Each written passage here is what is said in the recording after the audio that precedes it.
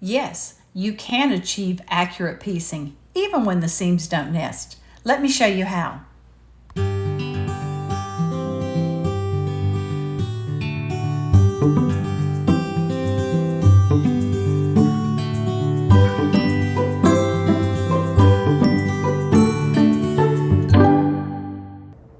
Hey guys, welcome back to Frances Quilts.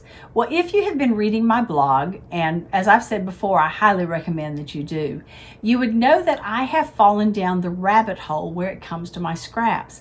I have been madly piecing scrap after scrap after scrap together, trying to use them up and at the same time create some fun quilts. One of the things that I've been thinking about during this time is my accuracy, and I'm trying to use it as a time to practice how I piece, to practice putting those seams together, nesting those seams together, to just try to get all of my intersections to be as accurate as possible. So today I'm working on a border of 9 patches, and there are seams that don't nest together. So I wanted to show you how I am tackling those seams and how I'm getting a really nice, accurate piecing even when the seams don't nest. Let's go have a look. All right, I am now ready to sew these 2 pieces together right along here. And of course, I want these intersections to be as accurate as they possibly can. First, let's talk about nesting seams.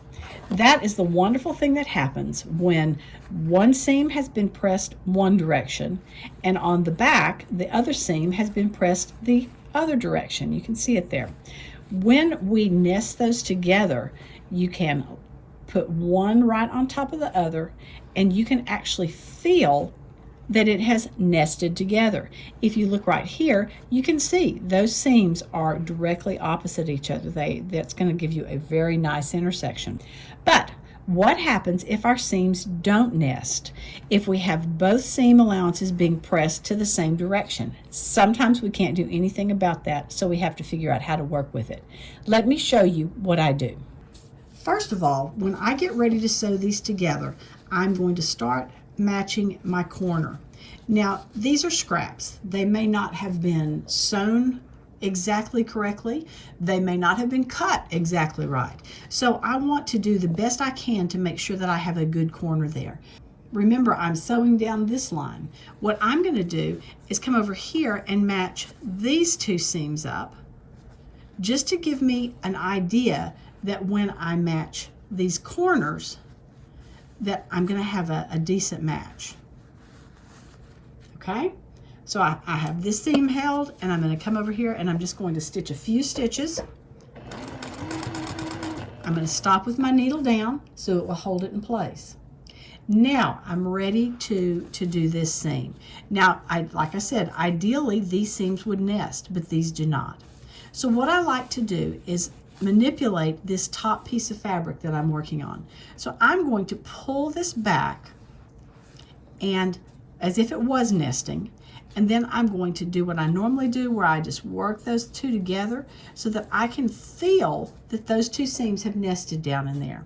And yes, I wish I could show you feel better, but I know I can tell that those seams have nested. Now I'm going to take my stiletto and put it down here and then push this piece back over. I might just hold it this way with my finger when I quilt it or when I sew the seam, but probably I'm going to put my stiletto on top and I'm just going to let the machine drag my fabric and my stiletto in. Once I have crossed that seam, I stop immediately again and start getting ready for the next one. Now again, if these seams nested properly, I would just nest it up and I would sew from there to there. But these seams do not nest either. So this time I'm going to go the other direction. I'm going to push this seam this way, and this one's coming this way. I'm going to feel it, feel that they've nested up right there. I'm going to put my stiletto right here because I could just sew it like this, but if I do that, I'm going to have this going on, and I really don't want that. So instead, I'm going to put my stiletto right here. I'm going to push this fabric back over it, and I'm going to sew. Again, keeping the stiletto in place and just letting the machine draw it in.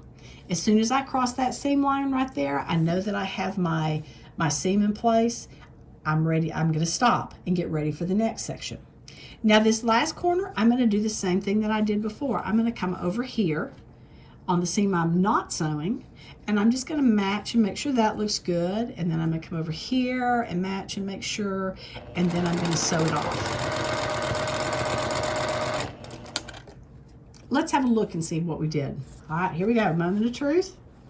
Those look good. So as you can see, it doesn't add a lot of time, but it really adds to the accuracy of your piecing. And I hope you give it a try and find out that it works as well for you. Thanks so much for joining me today. And as always, I look forward to seeing you next time on Frances Quilts. Remember, if you like what you've seen, be sure to give it a thumbs up and subscribe. Please check out my website and daily blog at francesquilts.com, and I can be found on Facebook and Instagram at Frances Quilts. Thanks so much for joining me. Hope to see you again soon.